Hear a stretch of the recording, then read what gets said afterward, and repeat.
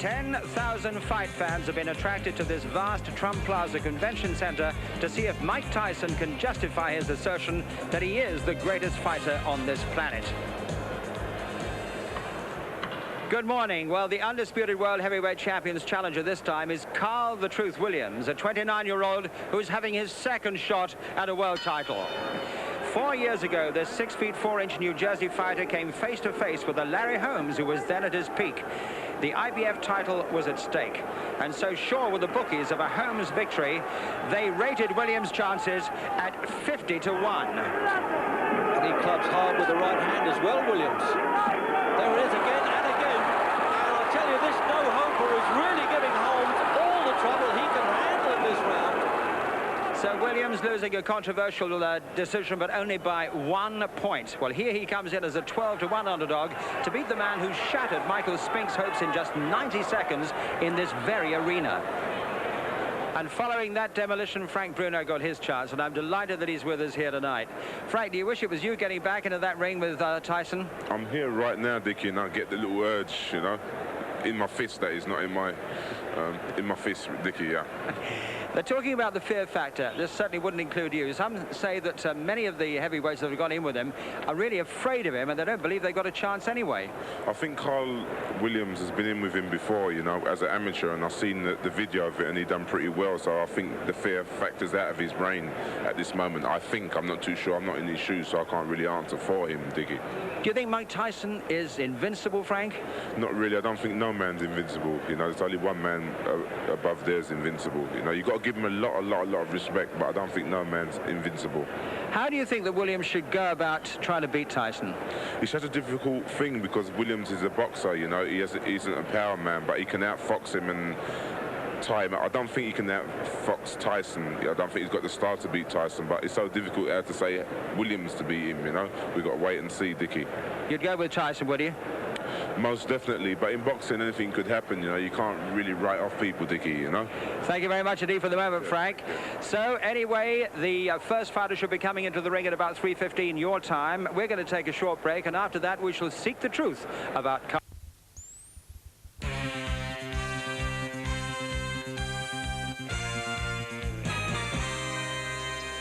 Welcome back to Atlantic City. Well, certainly the buzz of anticipation is intensifying here as we await Iron Mike Tyson versus Carl "the Truth" Uильямs. Uильямs due in the ring in about 6 minutes' time. So now we can bring you a revealing insight into this man with this profile by Home Box Office.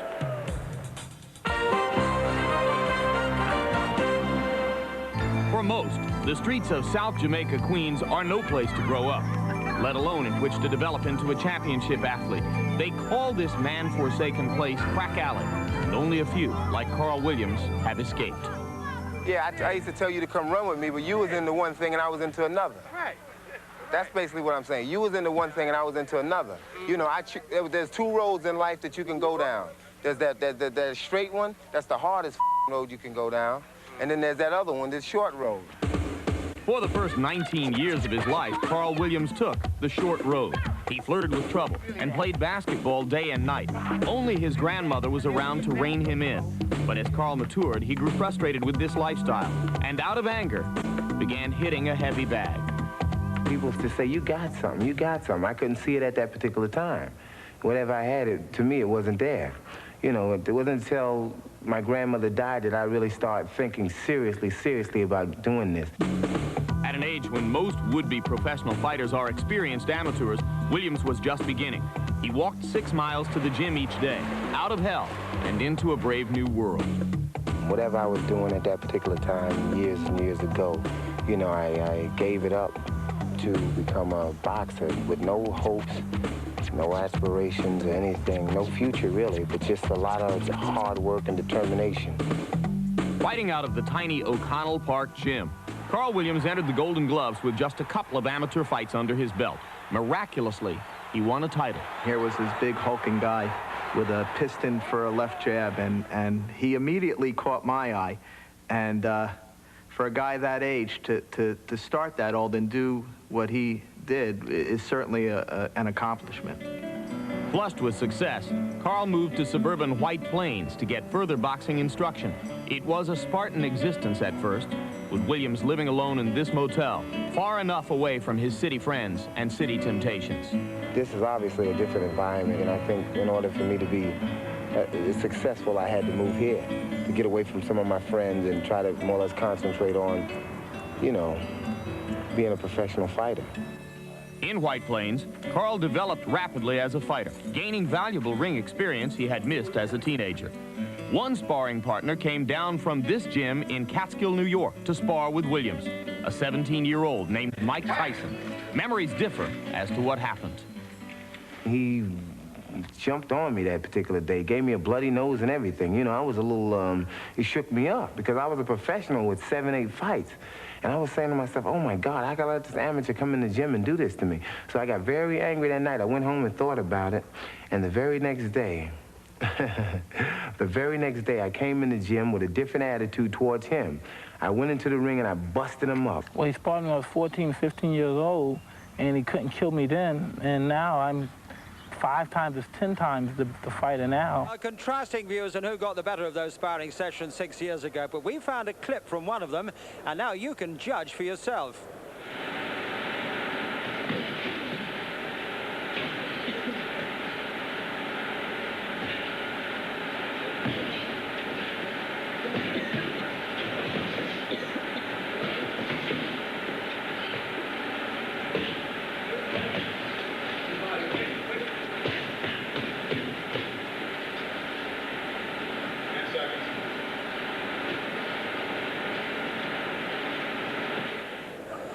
So, watching that clip with me, Frank Bruno again, and Jim Watt. Jim, is there any relevance from that clip to what we're going to see tonight, do you think? No, I don't think what happened in that sparring session really means anything.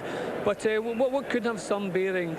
Tyson tends to dominate and intimidate most of his opponents, so maybe the fact that Williams has already shared the ring with him several times, maybe he can draw some experience and some confidence from that. It's not a new experience, although it'll be a different experience tonight, maybe, but the actual spar itself doesn't really mean anything.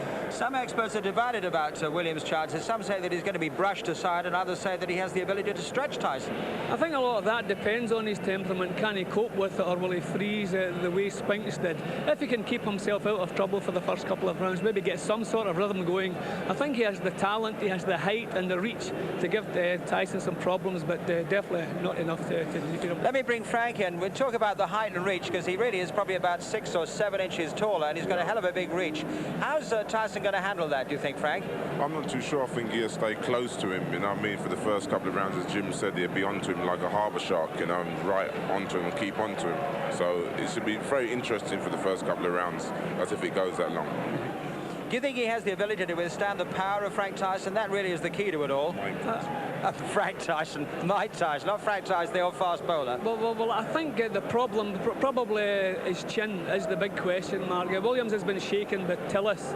He's actually been stopped by Weaver, so I don't think there's any way, if Tyson gets through, Williams can hope to take the punches. What he has to do is try to cut the punishment down, maybe smother Tyson's work, but if clean punches land on Williams' chin, then there's no way he can take them. Since he met you, he's put together an entirely new team now for Mike Tyson. Yeah. The Tyson team, as he call it, or Team Tyson. Do you think that's going to have any effect upon Mike Tyson? I think he feels at home with them. They're his old friends from Catskill Mountains, and Don King, as he classes a friend. As long as he feels contented in his heart, it's what he feels. No matter what anybody says about him, everybody's been talking about him from day one, you know, so he just blocks it all out, and as long as he's happy within his mind, that's what really counts. Would you agree with that, Jim? Yeah, I would agree with that. The main thing in Tyson's last fight with Frank, he had a lot of problems outside the ring, and he had to cope with those. So now, although maybe it's not the best preparation, I don't think he has the same distractions outside the ring that he has. He's probably in better shape, better frame of mind. So if he thinks the team is right, then the team is right. Well, I think he's going to be in. Carl Williams is going to be in the ring very, very soon. But how long do you think this fight's going to go? It's difficult to ask for this kind of prediction. Yeah, well, so much depends on just how much actual courage Carl Williams has when it comes down to it. How is he going to cope with the fact he's sitting in the dressing room now knowing he's facing Mike Tyson? He knows what Mike Tyson has done to every other contender. So what's in his mind at this moment? If he is positive and he really feels he has the ability to get out there, put up a show, and maybe cut down on Tyson's assets, then he can put on a show. But we will not know that until we see the look on his face as he moves into the ring. If you remember, Michael Spinks said plenty of things before the fight. We really expected Spinks to put on a good show. I thought it would have taken 5 or 6 rounds to get to Spinks. It took 91 seconds. So I think a great deal depends on Williams' temperament. Well, here we see the man we're talking about now, Carl the Truth Williams, making his entry. This is the day he's been waiting for, and we'll soon be able to see just how well prepared he is. You certainly are going to go with Tyson, Frank. How quickly do you think that he can dispose of this man? I'm not too sure. Carl Williams is a sort of like typical typical sort of like American fighter. He's confident. He strives on all this. You know what I mean? So I wouldn't just brush him off that easy. You know what I mean? Because you watch him now, you love all this. You know what I mean? And he's been here before, and now this is his big chance, and he won't let it slide. And I hope it's a good fight, you know, because a lot of people come far, especially me. I've come across a long way to see the fight, you know, and spent a lot of money as well, Dickie. You were talking about Michael Spinks. When Spinks came into the same ring, Jim, he looked really quite terrified. I mean, he did look very apprehensive, didn't he? He had the look of a condemned man, which is exactly what he was. But thankfully, that's not the case with this opponent. You see, he's enjoying the occasion. He's putting on a show. He's loosening up.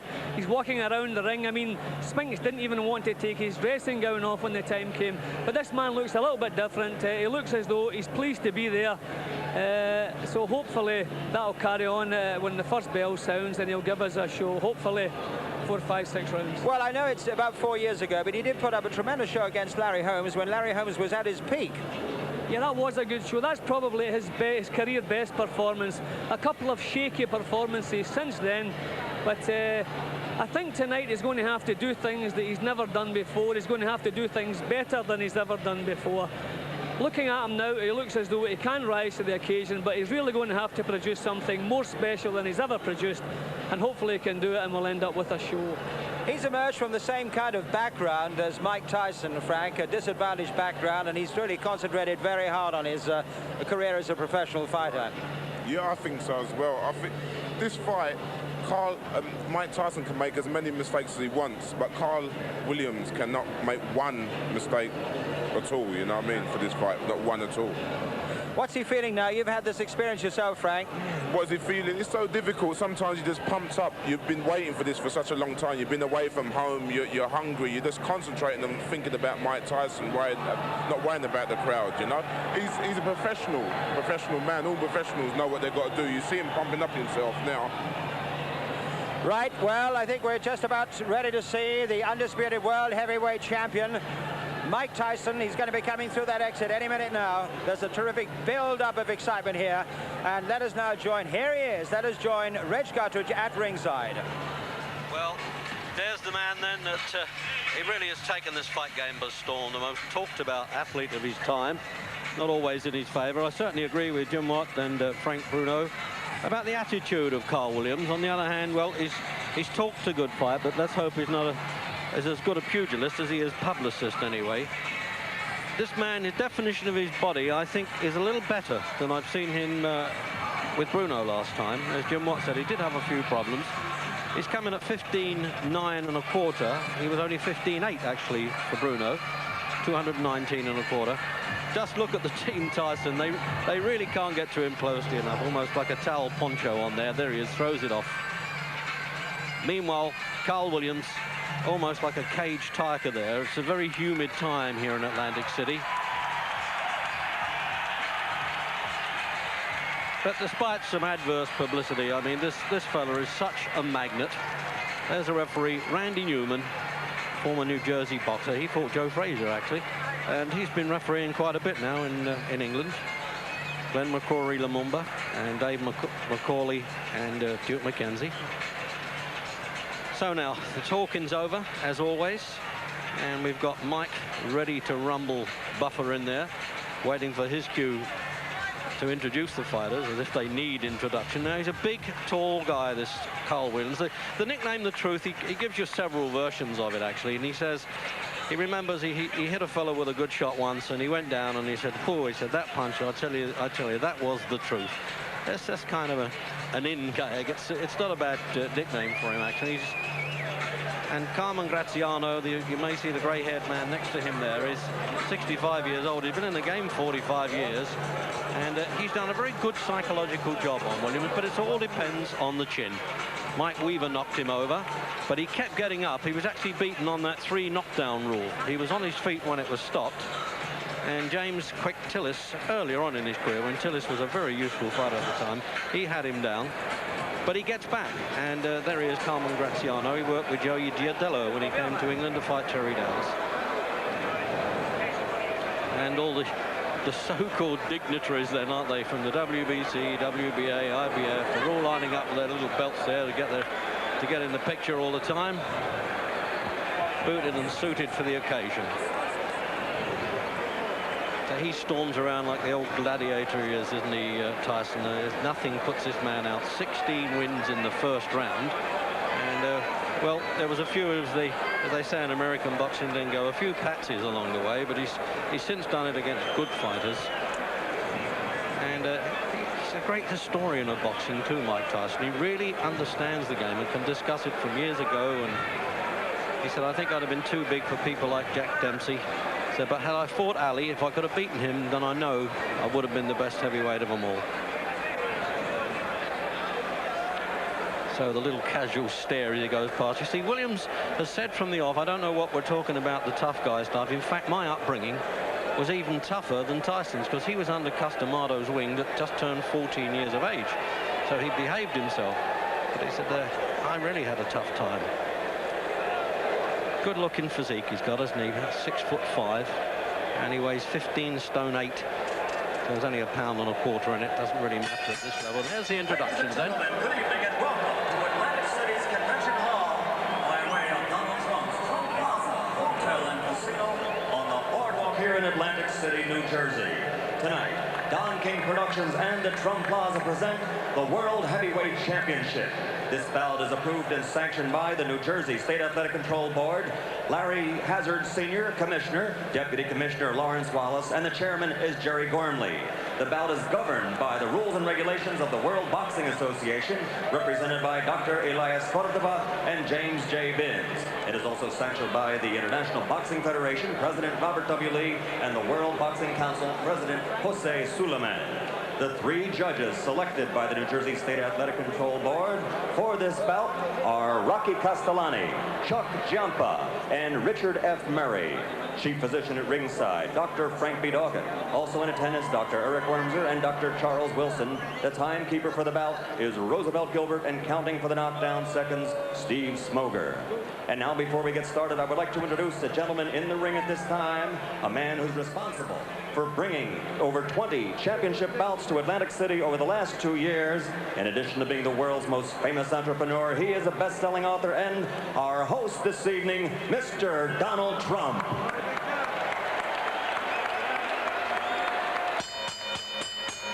And now, ladies and gentlemen, from the Trump Plaza Hotel and Casino in Atlantic City, New Jersey, let's get ready to rumble. 12 rounds of boxing for the undisputed heavyweight championship of the world.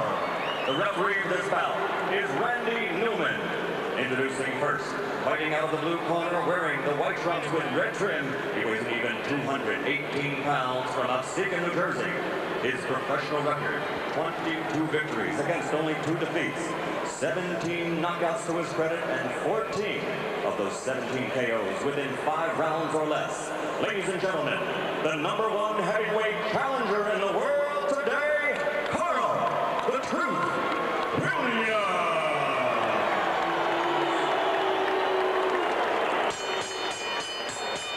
And his opponent, fighting out of the red corner, wearing the solid black trunks and weighing in at 219 1/4 pounds from Catskill, New York. His professional record is unblemished with 36 consecutive victories, 32 knockouts, 28 KOs in 5 rounds or less, and 16 in the first round alone. Ladies and gentlemen, presenting the undisputed, the undefeated heavyweight champion of the world, Mike Taison.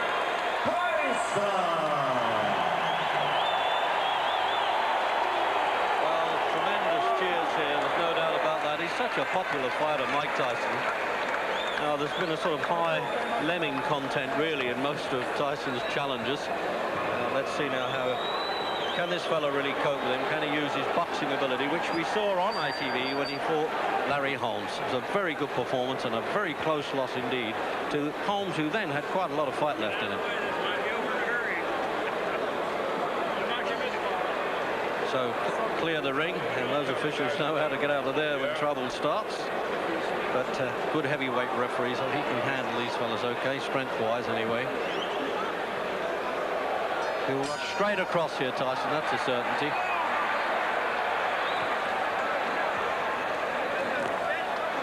And remember that they boxed 2 or 3 times in the gymnasium when Tyson was coming up. But as Jim Watt and Frank Bruno both agree, there was very little relevance in that.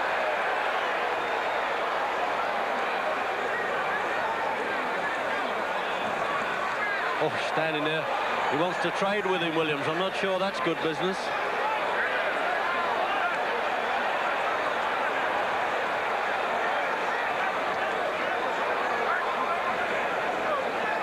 Good to see a challenger come out like that, Jim, and be willing to trade. Yeah, a good positive start from Williams, but I think I would feel the safer for him if he would back off and have a look at Tyson first of all. This is a completely different Tyson from the last one he shared the ring with.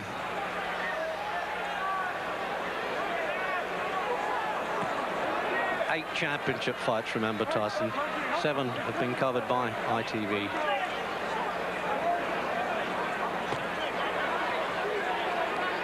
Well, the first change I've noticed in Tyson, he normally comes into the ring soaking in sweat. He hasn't done that tonight. I wonder if that's a change of plan with it. Oh, what a left hook. Well, he certainly wasn't cold, Jim. In fact, it looks like Carl Williams has been knocked cold in the first round. Is he going to count him out or let him go on? He's done well to get up. No, he stopped it.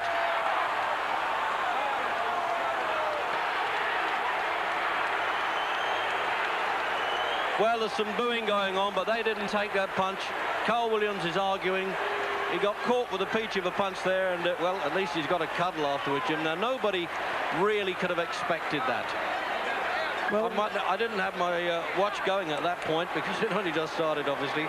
And I wonder if that's beaten the Michael Spink's 91 seconds. It wouldn't surprise me if it has, Reg, but we knew the challenger's chin wouldn't stand up to it. He had to keep his chin out of distance, and he chose not to do that. He chose to stand and show everyone how brave he was, and it's worked against him. The first clean punch that landed has knocked him out of there. Well, I'd make that, Jim, about 1:20.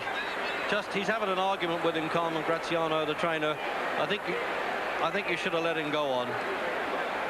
Well, I think the referee did the right thing because Williams stood up and he just stood there looking, and you could see his legs had gone. He hadn't really moved. He didn't put his hands back up. It didn't look to me as though he could have continued. Another couple of punches could have done serious damage. The referee was closer than anybody, and I think he did the right thing. Well, he's saying I'm okay there. I mean, I'm always on the referee's side, Jim, and obviously you've been in there and tasted it. Now, let's have another look at this now. Well, it was a beautiful punch, bang on the chin. Now you can see the way he goes down, first of all, loses all control. Then you can see the actual time he took to get back up onto his feet again. Yeah, there it is there. He's got the left hand that he was talking about, but the way he slips inside is he's such a good defensive fighter, Tyson. People forget that. They just think he's a ring animal. He's got a lot of ability to go with that. So that punch too, it couldn't have landed in a better spot, and you get the full turn of the shoulders, the hips, bang onto the chin. That was a beautiful punch, and the way he went down, you could see there was no way he could throw the effects of that. I mean, people like Larry Holmes could recover from a punch like that, but unfortunately not Williams. Well, normally in the first round they have a chance of getting over it. Certainly Michael Spinks didn't. But as I said, this fella's recuperative powers have been good in the past, but he was nailed there, and I've got to be on Randy Newman's side there. It's better to always have that compassion. There's enough knockers of the fight trade anyway without letting this fella take some more stick.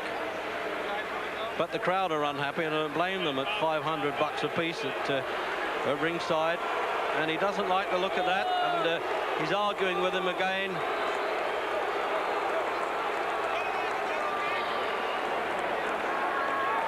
Well, obviously we've seen worse knockouts than that allowed on, Jim, but that doesn't make it right, does it? No, it certainly doesn't make it right. The way Williams went over, the time he took to get back up again, the referee had a good look into his eyes. He didn't just make a split-second decision. He had a good look into his eyes as he completed the 8 count, and he knew better than anybody if Williams was ready to continue, and obviously he wasn't.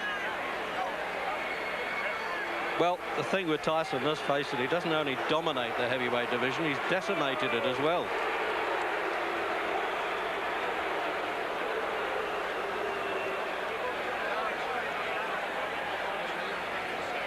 Here's Larry Merchant now asking referee Randy Newman.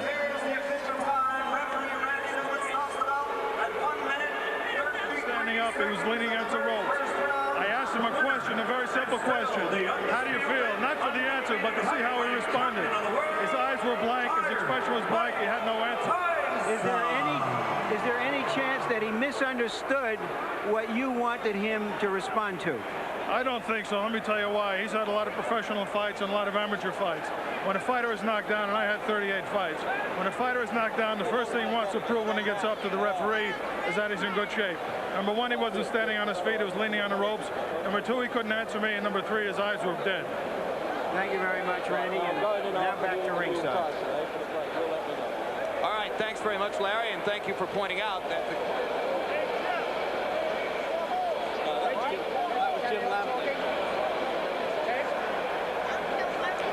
Well, there's this usual commotion, isn't there? I mean, it really is like a street carnival here.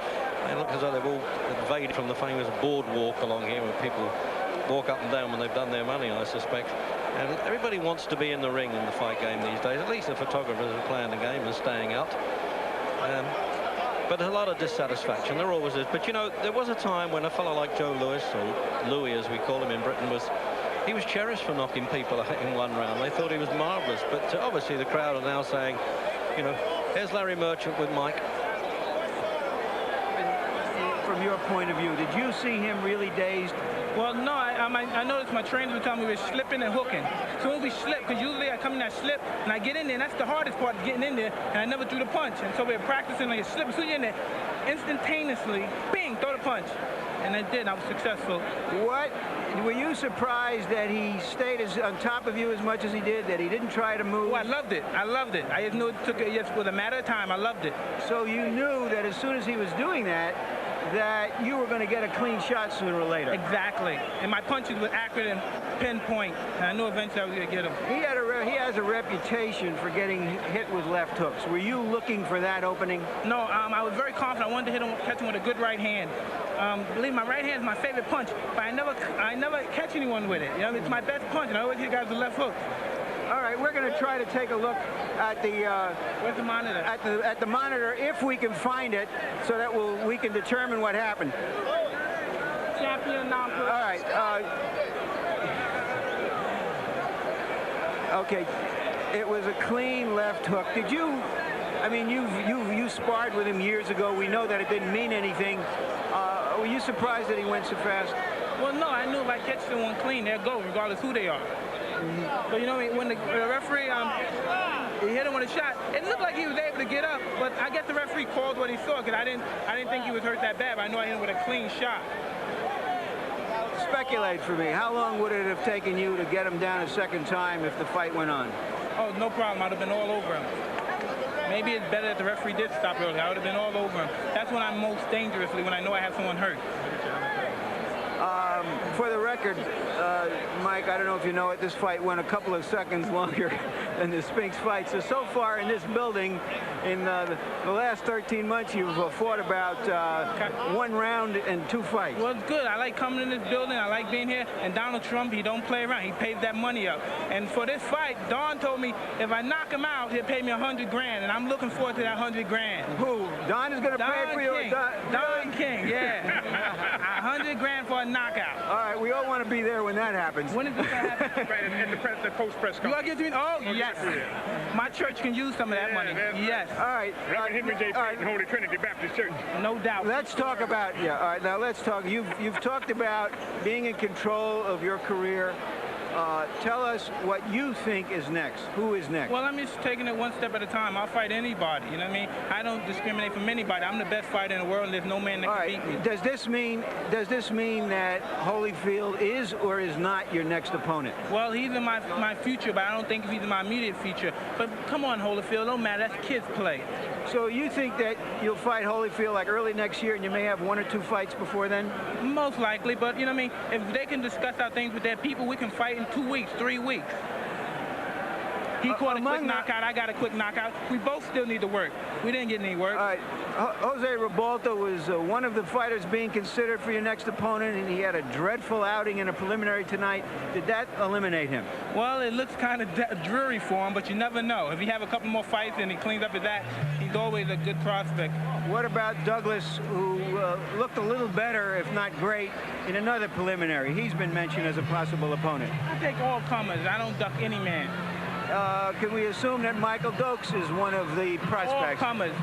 Come one, come all, because nobody can get close to me. They're not even close. I'm the best fighter in the world. There's been discussions that today people from Israel have been offering you money to come and fight there. You've been reluctant to go abroad. Do you think that as a world champion, as someone who says, I'm the best man on the planet, that you will start to fight abroad? Well, eventually we'll do that, you know what I mean? But like you said, I'm not in a hurry to leave my country. You know what I mean? I love my country. I'm not in a hurry to leave anywhere. But you know what I mean? If things are right, I'll fight anyone. Well, you've heard the views then, the Frank views, isn't it, of Iron Mike, and we'll be back to hear from another big Frank, that's Bruno, and hear what he thinks, and you'll also see a devastating performance from the man who knows, could be a real threat to Tyson, so stay with us.